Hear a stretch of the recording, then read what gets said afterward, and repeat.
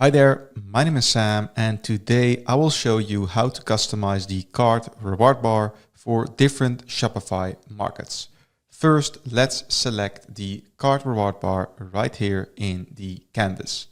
On the right side, we can see that by default, this reward bar is set to unlock free shipping when the cart reaches 99 euros.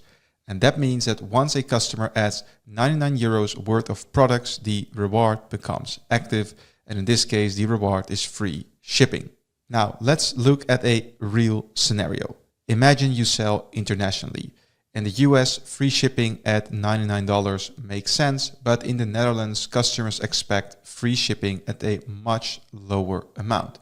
For example, 50 euros. So instead of creating multiple reward bars, you can localize this now in one place.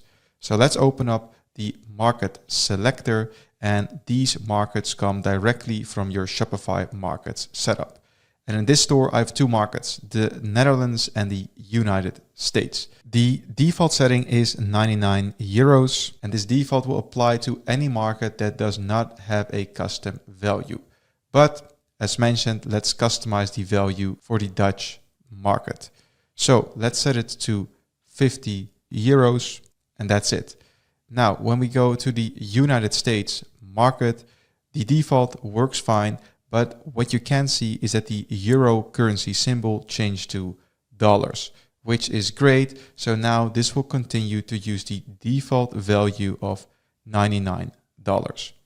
And here is another example. Let's say later on we add a UK market. This UK market will automatically use the default value, but then we can override it and set free shipping at, for example, £75 just for the UK. And once you set a custom value for a market, as we did for the Netherlands, you can see a blue dot on the right of it, meaning that there is a custom override, and so it's different from the default.